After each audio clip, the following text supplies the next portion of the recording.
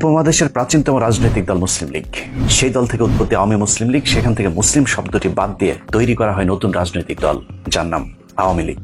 এখন আমরা যাকে চিনি বাংলাদেশ আওয়ামী লীগ নামে। আওয়ামী থেকে মুসলিম শব্দটি বাদ দেওয়ার মতো ইসলাম থেকেও সরে গেছে রাজনৈতিক এই দলটির অনুসারীরা। রাজনৈতিক দল বললে ভুল হবে, এটি এখন পৃথিবীতে নবাগত ধর্মের নাম, যে ধর্মের প্রবর্তক হযরত শেখ মুজিবুর রহমান, যিনি পলাশীর প্রান্তরে নবাব সিরাজউদ্দৌলার হয়ে ইংরেজদের বিরুদ্ধে যুদ্ধ করেছেন। তারপর ইংরেজদের 200 বছরের শাসনামলে ব্রিটিশ বিরোধী সবগুলো আন্দোলনের নেতৃত্ব দিয়ে ভারত পাকিস্তান নামক দুটি রাষ্ট্র গঠন করেছেন। এরপরে পূর্ব পাকিস্তানের ভাষা আন্দোলন থেকে স্বাধীনতা সংগ্রাম, কোথায় নেই আমাদের সবার প্রিয় শেখ মুজিবুর রহমান। অল্প বয়সেই আপনারা একটু লক্ষ্য করেন, দুইটা স্বাধীনতা তিনি এনে দিলেন, প্রথম পাকিস্তান, এরপরে বাংলাদেশ। এরকম মিথ্যা বলতে বলতে শেখ মুজিবকে এখন নবী রাসূলের পর্যায়ে পৌঁছানোর চেষ্টা চলছে। সেই সাথে মেয়ে হাসিনাকে উম্মুল আওয়ামী লীগিন বানানোর প্রাণান্তকর চেষ্টাও অব্যাহত আছে। সকল গুণের অধিকারী আমার মাননীয় প্রধানমন্ত্রী জননেত্রী শেখ হাসিনা। শেখ হাসিনার নাম উচ্চারণের পূর্বে তার প্রতি সম্মান সূচক একটি শব্দ উচ্চারণ করতে চাই, সেটি হচ্ছে হযরত শেখ হাসিনা, যার বেহেশতে যাওয়ার অধিকার আছে। সবার হাতে তালি চাই আমার নেত্রী শেখ হাসিনা, তুলনা যার নাই। স্কুল কলেজগুলোতে মুজিবের নামে মিথ্যা ইতিহাসের পাশাপাশি শেখ মুজিবকে পূজা করবার শিক্ষাও দেওয়া হচ্ছে শিক্ষার্থীদের। পরিস্থিতি যা দাঁড়িয়েছে, শেখ মুজিবকে শুধুমাত্র এখন আওয়ামী ধর্মের শেষ নবী ঘোষণা করাটাই বাকি আছে।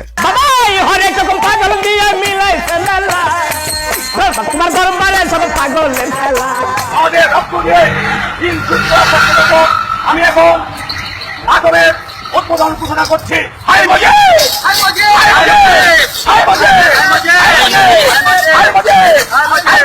ইসলাম ধর্মের বিধান অনুযায়ী আল্লাহর সাথে কাউকে শরীক করলে তার কোনো ক্ষমা নেই, কিন্তু আওয়ামী ধর্মে তাদের ভগবানের চেয়ে নবী মুজিবের সম্মান আরো অনেক বেশি।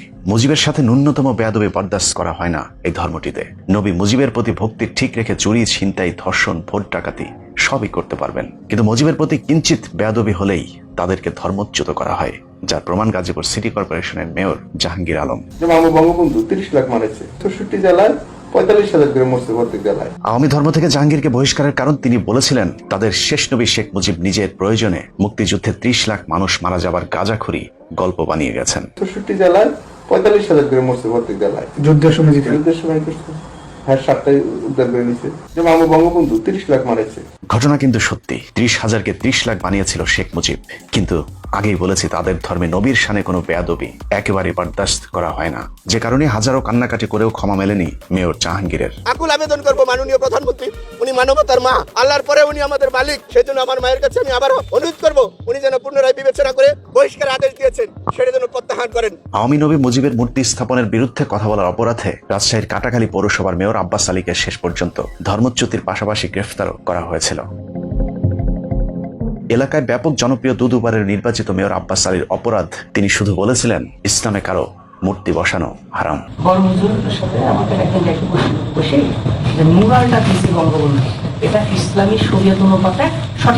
আওয়ামী ধর্মের বাইরে অন্য ধর্মের অনুসারীদের ক্ষেত্রে শাস্তির বিধান আরো কঠিন। কিছুদিন আগে ভিপি নুরুল হক নূরের নামে একটি ভুয়া ফেসবুক পেজের পোস্টের কারণেও তার বিরুদ্ধে মামলা হয়েছে। ঢাকা বিশ্ববিদ্যালয়ের সম্মানিত শিক্ষক মোর্শেদ হাসান খানকে শুধুমাত্র সঠিক ইতিহাস লেখবার কারণে শাস্তি দেওয়া হয়েছে।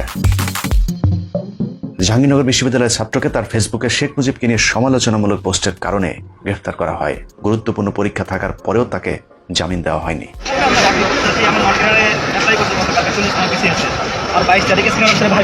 ছাড় দেওয়া হয়নি দেশের সবচেয়ে জনপ্রিয় দলের সর্বোচ্চ নেতাকেও। শেখ মুজিবকে নিয়ে মন্তব্য করার জেরে তারেক রহমানকে 2 বছরের কারাদণ্ড ও 10,000 টাকা জরিমানা করা হয়েছে। পৃথিবীর যত ধর্ম আছে তার মধ্যে সবচেয়ে কট্টর অনুভূতি আওয়ামী ধর্মের মানুষের। এরা তাদের নবী মুজিবের মূর্তির বিরুদ্ধে কথা বললেও সহ্য করতে পারে না।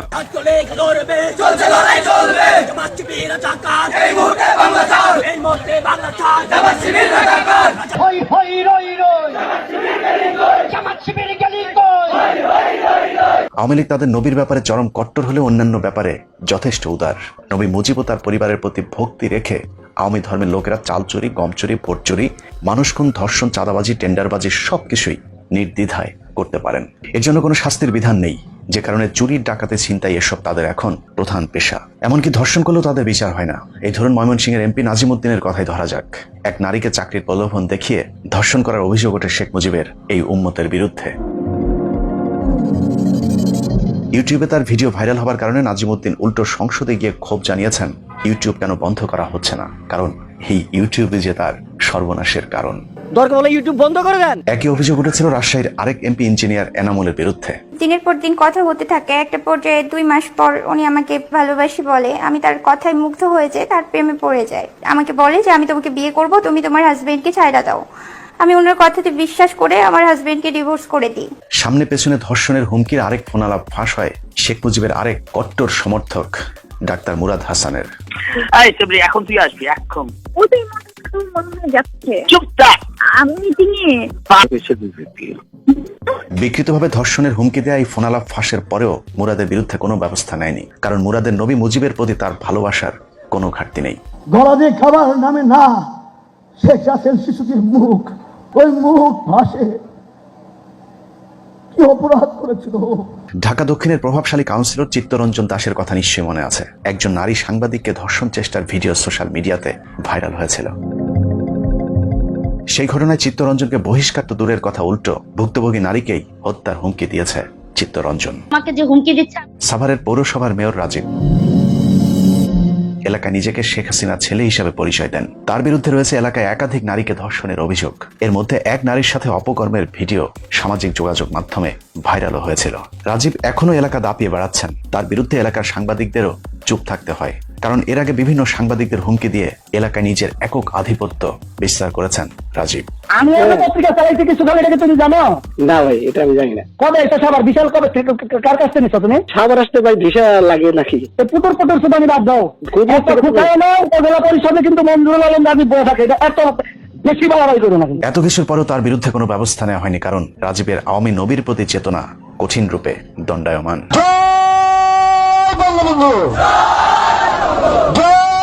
শেখ হাসিনা,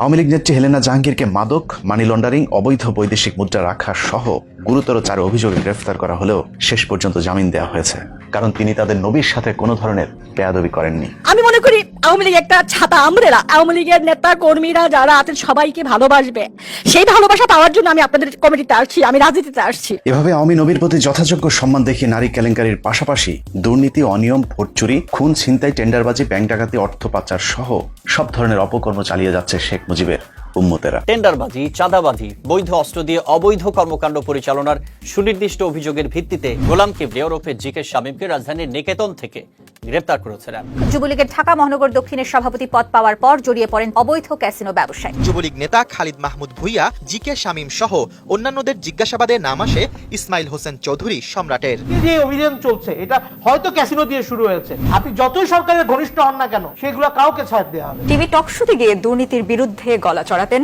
দেশ ও জাতিকে সবক দিতেন। সাতক্ষীরার সীমান্তবর্তী এলাকায় শাহেদকে গ্রেফতার করে র্যাব। এত কিছুর পর আওয়ামী লীগ নেত্রী উম্মুল আওয়ামী লীগ শেখ হাসিনা তাদেরকে আওয়ামী ধর্ম থেকে বহিষ্কার করেনি। আমার পাওয়ার চাই, আমি দেশের উন্নতি করতে চাই, সাফ কথা। আমার পাওয়ার চাই, আমি খালি ইলেকশন জামানত না, অ্যাবসলিউট পাওয়ার নিয়ে আমি দেশের উন্নতি করব, এটাই আমার লক্ষ্য। এতক্ষণের আলোচনায় অনেকেই হয়তো কষ্ট পেয়েছেন। হযরত, শেষ নবী কিংবা উম্মুল আওয়ামী লীগিন এসব শব্দ শুনে অনেকেই হয়তো মনে করছেন আমি বাড়াবাড়ি করছি কিনা। না, একদমই না। বর্তমানের আওয়ামী লীগ যেভাবে মুসলমানদের বিরুদ্ধে দাঁড়িয়েছে তাতে তাদেরকে আর যাই হোক কখনোই মুসলিম বলা যেতে পারে না। চলুন তার প্রমাণ দেখা যাক।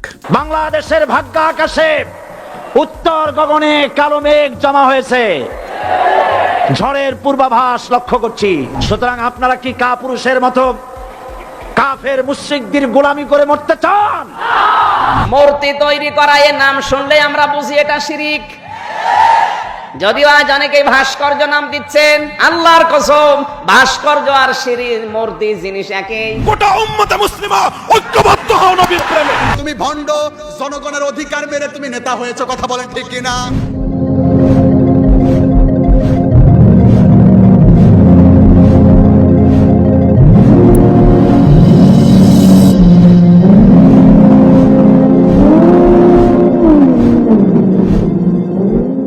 এরা সবাই দেশের শীর্ষস্থানীয় আলেম, অথচ দীর্ঘদিন ধরে জেলখানায় বন্দী জীবন পার করছেন। তাদের অপরাধ, তারা শেষ নবী হিসেবে হযরত মুহাম্মদ সাল্লাল্লাহু আলাইহি ওয়াসাল্লামকে বিশ্বাস করেন।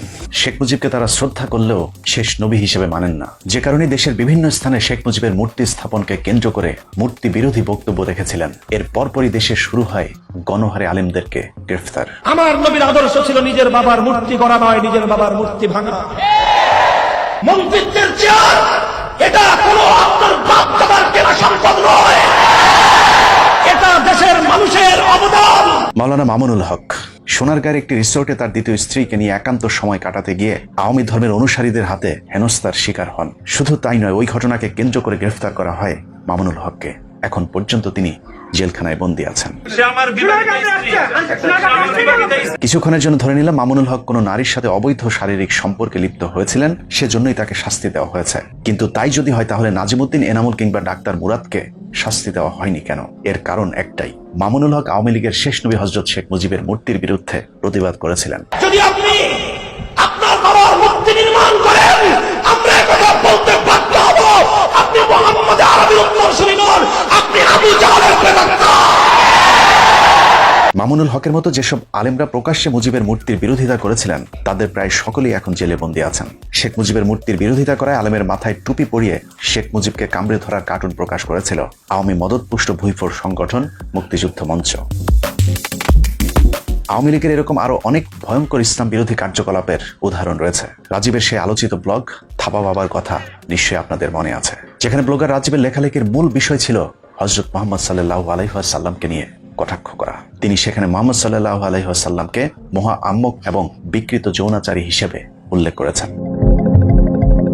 সে রাজীবের মৃত্যুর পর শেখ হাসিনা নিজে তাকে দেখতে গিয়েছেন, এমনকি সংসদে শোক প্রস্তাব এনে রাজীবকে জাতীয় বীর উপাধিও দিয়েছিল এই আওয়ামী ধর্মের লোকেরা। ৭১-এর পরে আবার সমগ্র বাঙালি জাতির চেতনায় একটা উন্মেষ ঘটাতে পেরেছে স্বাধীনতার। সেই চেতনায় যখন তারা এরকম জাগ্রত করলো, কাজে সেই সন্ত্রাসীদের জন্য যা করার আমরা করবো। অ্যান্টি ইসলাম লোককে আওয়ামী লীগ এখানে শোক প্রস্তাব দিয়ে আওয়ামী লীগ জাতীয় বীর বানিয়েছে এবং বাংলাদেশে যে নবী করিম সাল্লাল্লাহু আলাইহি ওয়াসাল্লামকে কটাক্ষ করে দিয়েছে, তাকে এই পার্লামেন্টে জাতীয় বীরের মর্যাদা দিয়েছে। এরপর আওয়ামী লীগের প্রত্যক্ষ মদদে রাজীবের মতো একঝাঁক ইসলাম বিদ্বেষী নাস্তিকদের নেতৃত্বে শাহবাগে দীর্ঘদিন চলেছে ইসলাম বিদ্বেষী কার্যকলাপ।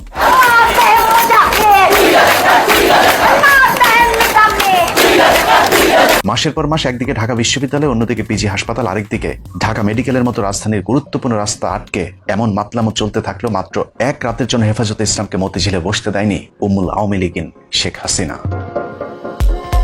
শাহবাগী ইসলাম বিদ্বেষী নাস্তিকদের ইসলাম নিয়ে কটূক্তির প্রতিবাদে 5 মের সেই রাতে হাজার হাজার মাদ্রাসার এতিম শিশুদেরকে খুন করে শেখ হাসিনা সরকার। রক্তের বন্যায় ভেসে যাওয়া সেই ঘটনাকে জিরো ক্যাজুয়ালিটি আখ্যা দিয়ে সংসদে ইতিহাসের জঘন্য মিথ্যাচার করেন শেখ হাসিনা এবং তার উম্মতেরা। মে মাসের 5 তারিখে রাত্রে, অর্থাৎ 6 তারিখে, সেই দিন কোনো গোলাগুলি বা সেরকম কোনো ঘটনাই ঘটেনি। লোককে আমরা এই ছোট্ট জায়গা থেকে বের করে দিয়েছি শান্তিপূর্ণভাবে, সেখানে কিন্তু স্ট্যাম্পিডও কেউ কিন্তু আহত নেই। বোম মারা, গুলি করা, গুলি করছে, কিছু ডাইরেক্ট গুলি করা। সেই রক্তের দাগ না শুকাতেই ভারতের প্রধানমন্ত্রী নরেন্দ্র মোদীর ঢাকা সফরকে কেন্দ্র করে অনুষ্ঠিত বিক্ষোভে গুলি করে হত্যা করা হয় 27 জন তৌহিদি জনতাকে।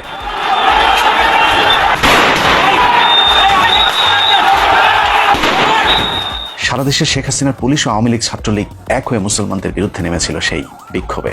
আওয়ামী লীগের যেই অভিযান এখনো অব্যাহত আছে। বিভিন্ন সময় কোরআনের মাহফিলে প্রকাশ্যে হামলা চালিয়েছে শেখ মুজিবের উম্মতেরা।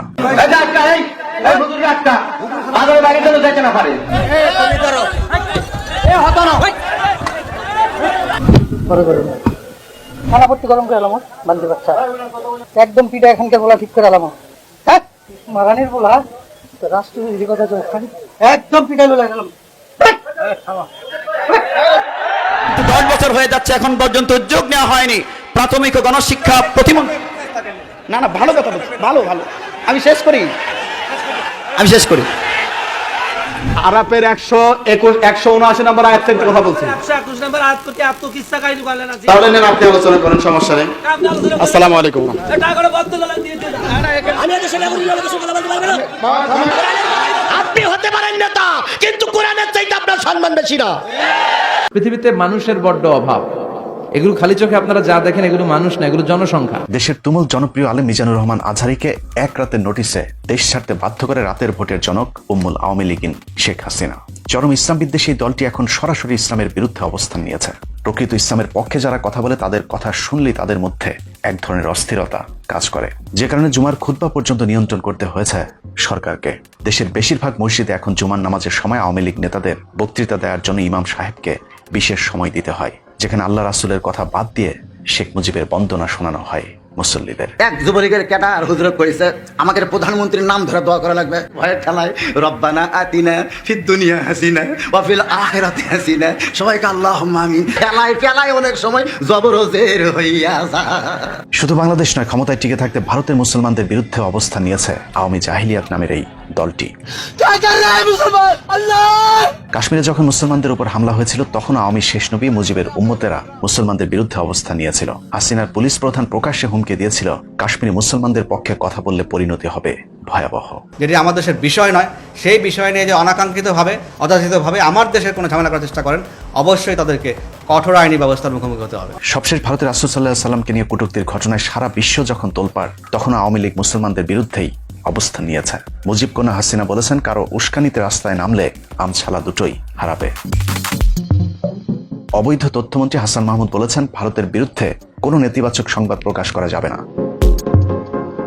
স্বামী মোদীর প্রতি মৃণালের স্ত্রীর এই ভালোবাসার স্বীকৃতিও পেয়েছেন এরই মধ্যে। আনন্দবাজার পত্রিকা এরই মধ্যে তাদের সংবাদে বলেছে, সব মুসলমান দেশ ভারতের বিরোধিতা করলেও ব্যতিক্রম শুধু বাংলাদেশ। এর অর্থ হলো পৃথিবীর সব মুসলমানেরা রাসূল সাল্লাল্লাহু আলাইহি ওয়াসাল্লামের অবমাননার প্রতিবাদ করলেও বাংলাদেশের তাহাজ্জুদ নামাজ পড়ে ভোট চুরি শুরু করা প্রধানমন্ত্রী ভারতকে সমর্থন করেছে। এবার আপনি বিচার করুন, এর পরেও কি কোনো মুসলমান আওয়ামী লীগকে সমর্থন করতে পারে? কখনোই না। এরা মুসলমানদের চিরশত্রু, কিন্তু তারা তা প্রকাশ্যে স্বীকার করে না, কারণ মুসলমানদের ভোট তাদের দরকার। যে কারণে মাঝে মধ্যে মাথায় পট্টি দিয়ে তাহাজ্জুদ নামাজ আর কোরআন পড়ার ছবি ফেসবুকে দিয়ে প্রমাণ করতে হয় তারা মুসলমান। কিন্তু তাতেও লাভ হচ্ছে না। সাধারণ মানুষের এখন একটাই দাবি, কাদিয়ানীদের মতো আওয়ামী লীগকে অমুসলিম ঘোষণা করা হোক। মাবুদ, জাতির জনক এবং তার পরিবারকে যারা হত্যা করেছে, আল্লাহ সকলকে তুমি জান্নাত দান করে দিও আল্লাহ। আল্লাহুম্মা আমিন।